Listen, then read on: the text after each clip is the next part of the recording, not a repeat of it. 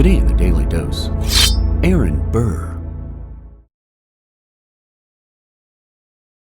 Born in 1757 Newark, New Jersey, Aaron Burr enrolled in the College of New Jersey at Princeton at just 13 years of age, before graduating summa cum laude 3 years later.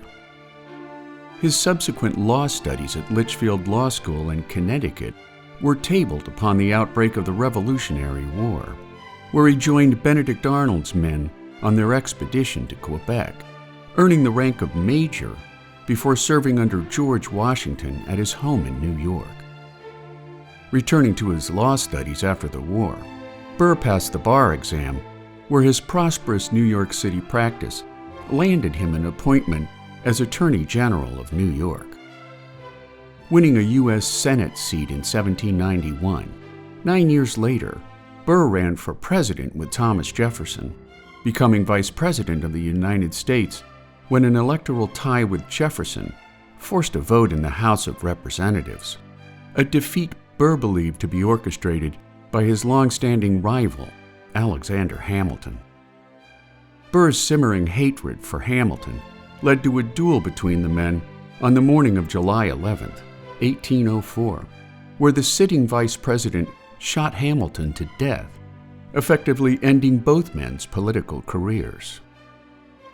Before heading west to dodge an outraged public back east, in a shady scheme to resurrect his tarnished political career with a fresh start out west, in August of 1804, Burr made contact with British Ambassador Anthony Merry, suggesting that with Burr's help, Britain could wrest most lands acquired by the Louisiana Purchase from the United States in exchange for money and ships to put Burr's envisioned conquest in motion. Tried for conspiracy and high misdemeanor after the plot was exposed, Chief Justice John Marshall acquitted Burr of both charges. However, Burr's conspiracy scandal left his political career in worse ruin than before. After spending 4 years abroad attempting to garner support for a revolution in Mexico and several other Spanish colonies, Burr returned home utterly broke, growing dependent upon his friends' financial support before passing away at his cousin's Staten Island home on September 14, 1836, making the life and peculiar politics of Aaron Burr one of the oddest, complex founding fathers in American history.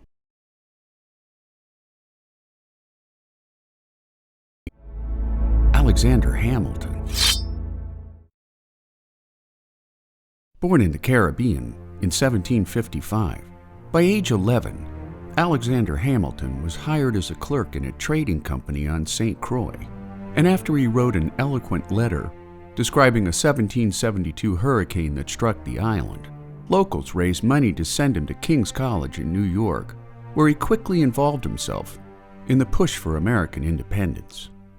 When war broke out in 1775, Hamilton led an artillery company in the Continental Army, where he soon caught the attention of Commander-in-Chief General George Washington, after Hamilton's bravery and strategic forethought led to victories during the battles of Trenton and Princeton. Knowing that he could elevate his lowly birthright through valor on the battlefield, Hamilton accepted Washington's offer as his aide-de-camp until Washington granted Hamilton a field command under the Marquis de Lafayette during the siege of Yorktown, which led to the surrender of British General Lord Cornwallis and the eventual end of the Revolutionary War.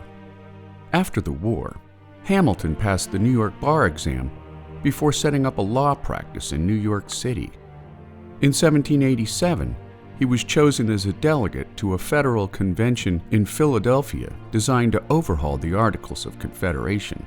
And while Hamilton had little influence on drafting the Constitution itself, his participation in penning a series of pro-federal government essays alongside James Madison and John Jay, known today as the Federalist Papers, became his most remembered work.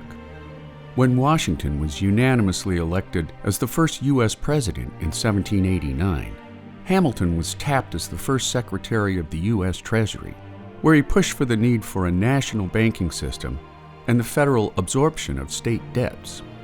Hamilton's call for a strong federal government drew ever-increasing pushback from statesmen like Madison and Secretary of State Thomas Jefferson, leading to the nation's first political parties, the Federalists and the Democratic Republicans, dividing the Founding Fathers a scant 15 years after the signing of the Declaration of Independence. Hamilton's own hopes for ascending to the nation's highest office ended when he became involved in the country's first major sex scandal, when in 1797 he was forced to publish his infamous Reynolds pamphlet, where he confessed to an affair with the wife of James Reynolds, in order to clear his name from more serious charges of illegal financial speculation with James. The scandal would cost Hamilton and his wife Eliza the loss of their 21-year-old son Philip in 1801, when he was killed in a duel defending his father's honor.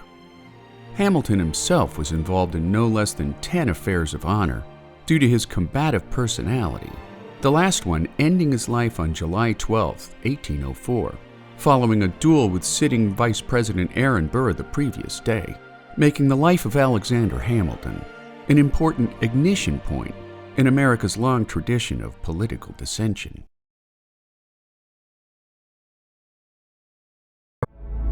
Ben Franklin's Postal Service spawns an American Revolution.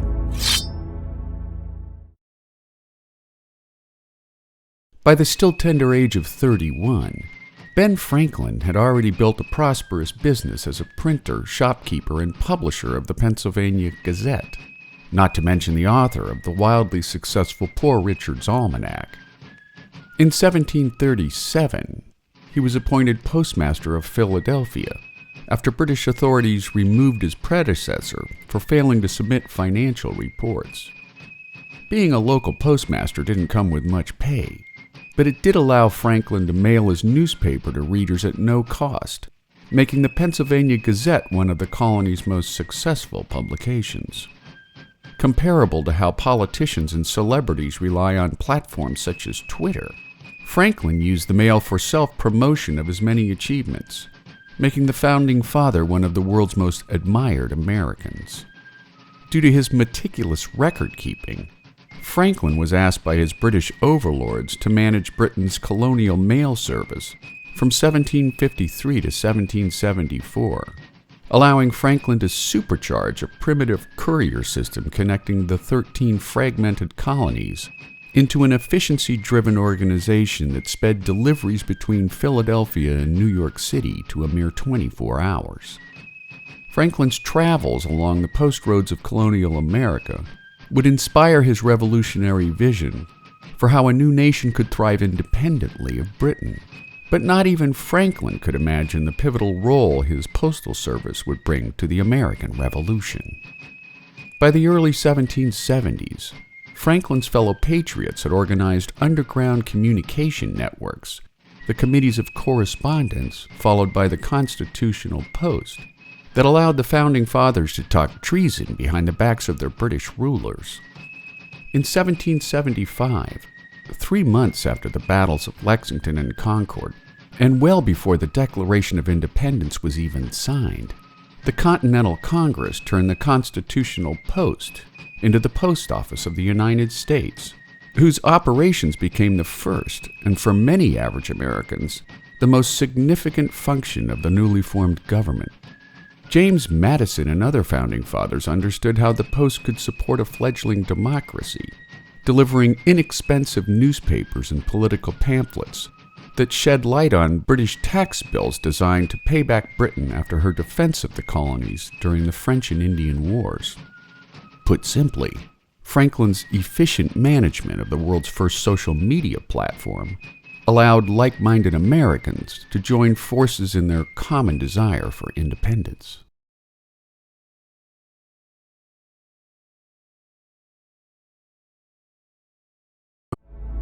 Benedict Arnold. Born in 1741 Norwich, Connecticut, when the Revolutionary War broke out, Benedict Arnold joined forces with Vermont frontiersman Ethan Allen, capturing the British garrison at Fort Ticonderoga in upstate New York on May 10, 1775, followed a year later by an ill-fated trek from Maine to Quebec with the objective of rallying Canadians to the Patriot cause. With enlistments for many of his men set to expire on New Year's Day, Arnold launched an assault on British forces during the Battle of Quebec, which ended in the first major defeat for the Americans, not to mention a grave injury to one of Arnold's legs. Back on his feet by late 1776, Arnold predicted that the British fleet would sail a strike force down Lake Champlain, and after he supervised the construction of American warships, on October 11th of that same year, he surprised British General Guy Carleton's fleet at Valker Bay, and although he failed to defeat Carleton's armada, the delay forced the British to retreat to their winter quarters in Canada.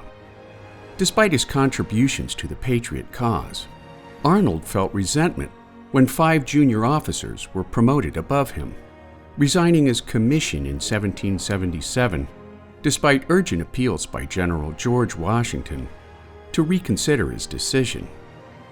He returned to service in the fall of 1777, where Arnold broke through the British line at the Battle of Bemis Heights in defiance of orders handed down from General Horatio Gates, a disobedience that contributed greatly to an American victory. British General John Burgoyne would surrender his forces at Saratoga 10 days later, which in turn convinced France to enter the war on the side of the Americans. Suffering a second serious injury to the same leg during the Battle of Bemis Heights, Arnold accepted a post as military governor of Philadelphia in 1778, where his continued resentment over what he saw as ungrateful indifference to his contributions slowly shifted his loyalties toward Britain. In 1779, after his appointment as commander of the American fort at West Point, papers were found on captured British Major John Andre, detailing an agreement by Arnold to surrender the fort to British forces in return for money and a command in the British Army. While Arnold fled successfully to the British side, John Andre was hanged as a spy in October of 1780. Arnold would become the most reviled name in America after his treason, prompting Ben Franklin to write that Judas sold only one man, while Arnold sold 3 millions. After America's victory against the British, Arnold lived in England despite British ambivalence to his presence, passing away from gout and other ailments on June 14, 1801, making Benedict Arnold one of the most infamous traitors in American history.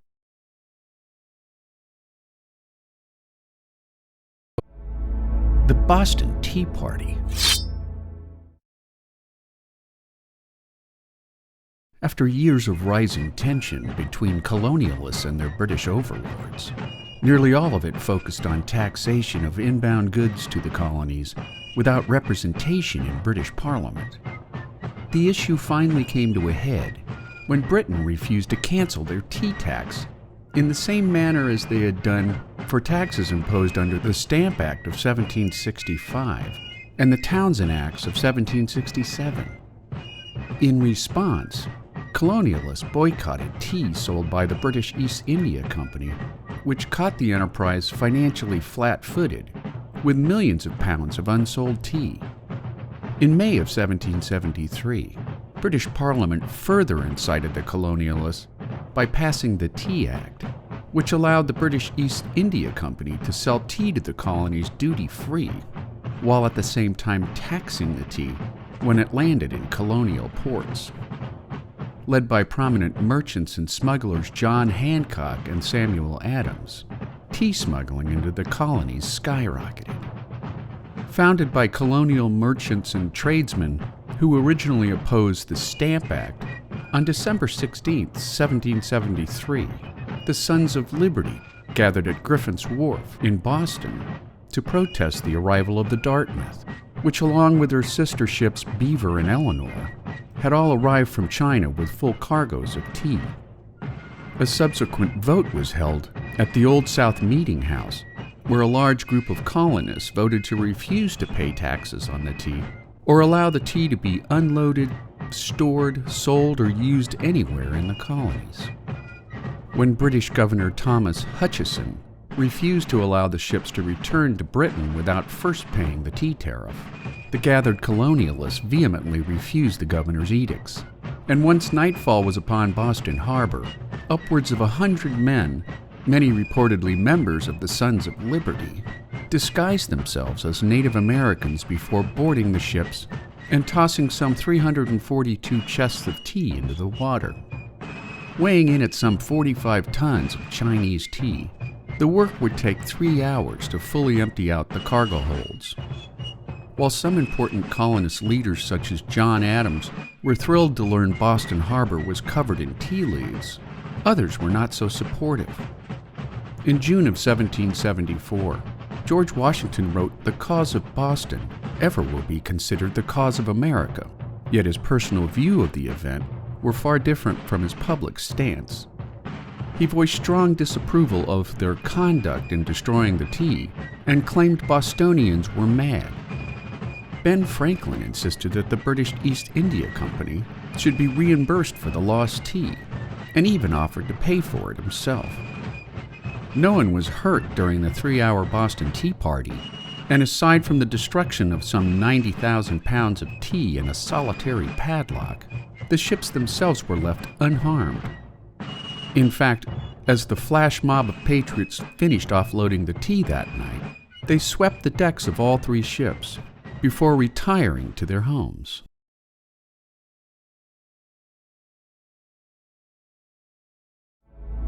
George Washington. Born in 1732 Virginia, George Washington was homeschooled by tutors on the family plantation until his father passed away when George was only 11. The family's loss forced Washington to assist in the management of the plantation until his adept math skills landed him a job as a surveyor in his teen years, which earned him enough money to buy land of his own. When his half-brother and mentor Lawrence Washington passed away in 1752, George inherited Lawrence's Mount Vernon estate along the Potomac River, which would become his home for the remainder of his life. That same year, despite a complete lack of military experience, Washington was made Commander-in-Chief of the Virginia Militia due to his uncanny leadership skills during the French and Indian War, which saw 2 horses shot out from under him before returning to Mount Vernon with 4 near-miss bullet holes in his overcoat. After resigning his commission to grow Mount Vernon from 2,000 acres into an 8,000-acre mega-complex of 5 working farms, in 1759, Washington married wealthy widow Martha Dandridge Custis before his election to the Virginia House of Burgesses that same year. His growing skills as a statesman made him a delegate to the First and Second Continental Congress, and after war broke out between the young Republic and Great Britain, Washington was named Commander-in-Chief of the Continental Army, where he inspired patriot forces despite overwhelming odds against the largest superpower of the day. After 8 grueling years of war, Washington's performance at the Battle of Yorktown, the last major engagement of the Revolutionary War, made him a national hero to a war-weary yet victorious young nation. Combined with his impressive leadership skills during the Constitutional Convention of 1787, Washington was elected the first American president in 1789, serving 2 terms that saw the ratification of 5 new states into the Union. During his lifetime, George Washington suffered a dizzying array of illnesses, including smallpox, repeated bouts of malaria, tuberculosis, dysentery, and multiple infections and abscesses with recurrent high fevers. In December of 1799, Washington caught a cold while inspecting his properties in the rain, which soon worsened into a throat infection that took his life on December 14, 1799. At the time of his death, Washington owned over 300 slaves, yet due to his growing opposition to slavery in his later years, by order of his last will and testament, his slaves were freed after his wife's death in 1802, making George Washington one of the most recognized men in American history.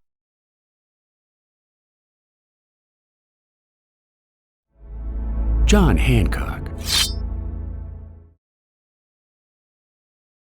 Born in 1737, Massachusetts, after John Hancock's clergyman father passed away when Hancock was a boy, he was raised by his wealthy aunt and uncle in Boston, graduating Harvard College in 1754, before working for a decade in his uncle's shipping business.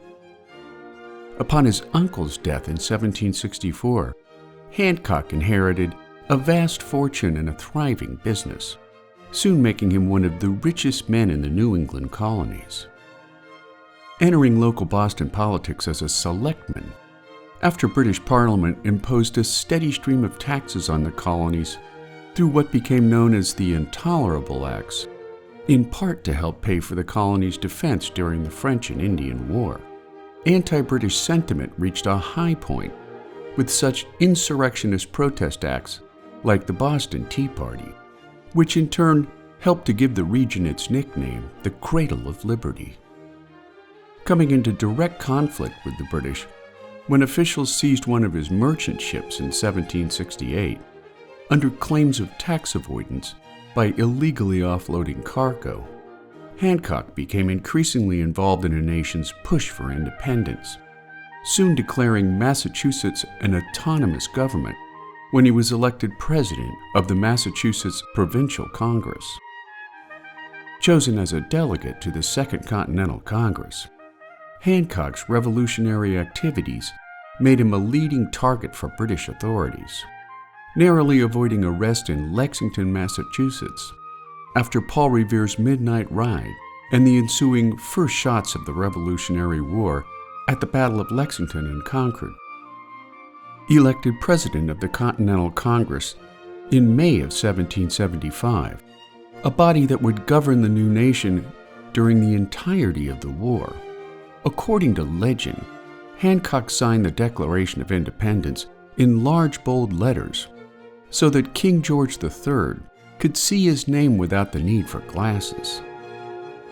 After resigning as head of the Continental Congress in 1777, Hancock went on to become an instrumental framer of the U.S. Constitution, while serving on and off as governor of Massachusetts until his death on October 8, 1793, making the life and politics of John Hancock a leading voice during and after the American Revolution.